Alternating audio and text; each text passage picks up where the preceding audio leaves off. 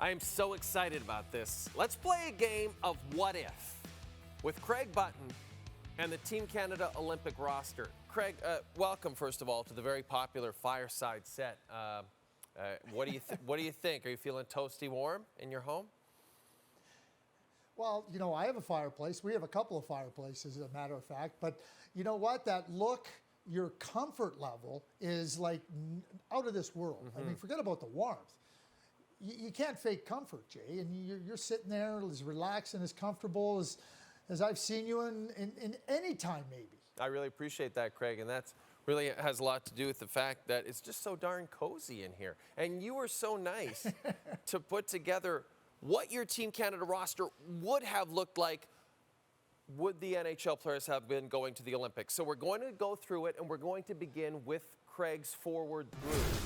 And here it is, and it's just, this is so fantastic. I mean, it's truly a what if, what could have been. Now, Steven Stamkos at the beginning of the season, Craig, so much talk about Stamkos. I don't know if anyone really had him on the roster going into the season, but boy, he was so terrific in the first half of the year. You have him on the first line. Why would he have been such a good fit there?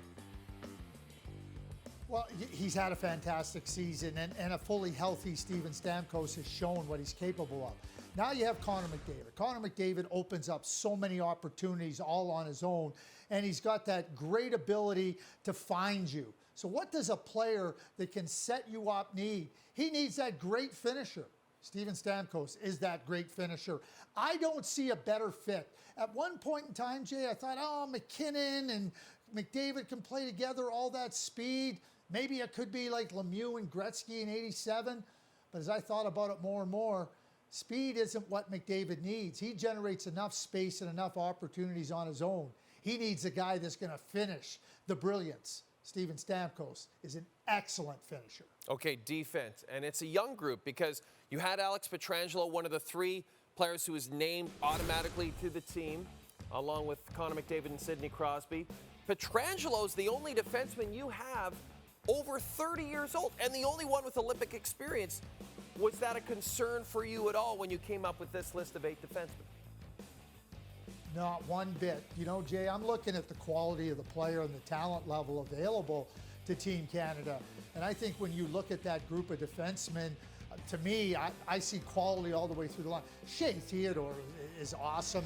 If people aren't paying attention to Shea Theodore, you better start paying attention. He makes things happen. Cale Makar, we know how good he is.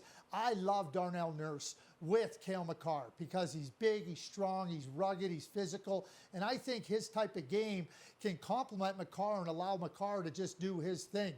One of the players that wasn't on my list at the outset, Jay, was Thomas Chabot. But the way he has played for an Ottawa Senators team that has had a lot of different challenges, and it's not just that he's played a lot of minutes, it's the way he's played those minutes. And I think that he's really taken his game up a level or maybe 2 levels in terms of completeness. And you watch him skate, I know how good he is offensively, but I think that he can fit in there very nicely. And Morgan Rielly, since he signed his contract, he seems to be settled in. Aaron Ekblad was outstanding last year before he got hurt. And all he's done is said, hey, you people at Hockey Canada, I need to be on your team. That's why he's on this list. Well, he's been great this year too, Craig. You're absolutely right, especially coming back from that major injury, right? Oh, for sure he has been. And Aaron is a player that any way you want to play, in any situation against any player. He can play on the power play, he can play defense, he can shoot the puck, and he can play a lot of minutes. And I looked at him and I just kept watching and watching and watching. Oh, there's no way. As much as I love Chris Letang, I think Drew Doughty in his limited time this year because of injury was playing really well. But as the more and more I watched Aaron Ekblad, I just said, no way. If I'm the manager of the team, and in this what-if scenario, I am the manager, Jay. Yes. So I get the final say. Aaron Ekblad's on my team. Hey, if your fourth pairing is Thomas Chabot and Aaron Ekblad, as a country, you are producing good hockey players. It's that simple. Now, the Carey Price entering the player assistance program at the beginning of the season obviously turned everything, upended everything in terms of the goalie situation. Marc-Andre Fleury just picked up his 500th career NHL win. You have him leading the way in the crease. He was on the 2010 roster, Craig. He didn't play. Why is a 37-year-old Marc-Andre Fleury your number one option this time around? Well, okay, let me touch on Carey Price real quick. You know, Carey Price has demonstrated unequivocally that in big games, whether it be the Olympics or the Stanley Cup playoffs, that he's a big-time performer. But let's keep in mind, too, that, you know, he's coming off a major knee surgery. He hasn't played this year. And yes, you know, trying to get off-ice areas of his life in order are the most important thing. So the fact that he hasn't played, I just felt that, unfortunately, he can't be on the team. But Marc-Andre Fleury, he had a little bit of a rough start in Chicago, but he has settled right in. And when I watch Marc-Andre Fleury play, you know, he's playing like he did last year when he won the Vezina Trophy. And it's not so much about the birth certificate. It's not about so much what you've done back in 2010 with respect to not playing a game. I think Marc-Andre Fleury, considering where the Canadian goaltending scenario is at, he's my guy to start. Carter Hart's played very well too. And Jordan Binnington, with his record in the National Hockey League, winning a Stanley Cup, to me, it's a really good trio. And, you know, we know how good Carey Price has been.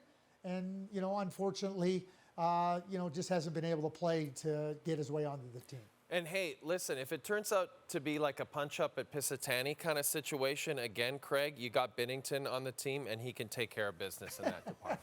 So that's important, too. Now. Yeah, he can, too. And the other thing that Jordan isn't hesitant to do is, you know, if you need him to suit up in skaters equipment, he can go and do that. He can get in the handshake line and come and cheer. I mean, he's got this magnificent creativity, toughness, and goaltending ability. That's well-rounded. Now, you've got obviously some veterans who'd be disappointed that they didn't make this squad. Who do you feel for the most, Craig? Is there a name out there that you think really would have pushed for a spot over the next 6 weeks and maybe might not have made it? Well, I mean, I can look at Chris Letang. I certainly can. I can look at Drew Doughty. And certainly those two defensemen, Drew Doughty's an accomplished player. And again, in his limited amount of action this year, he's been terrific. But you start to evaluate it, Jay, with respect to, okay, who are they going to replace? You know, you're not replacing Pietrangelo. You're not replacing Makar. Dougie Hamilton has been outstanding. And I just talked about Aaron Ekblad. So, you know, with Chris Letang at this stage of his career, I still think he's playing outstanding hockey.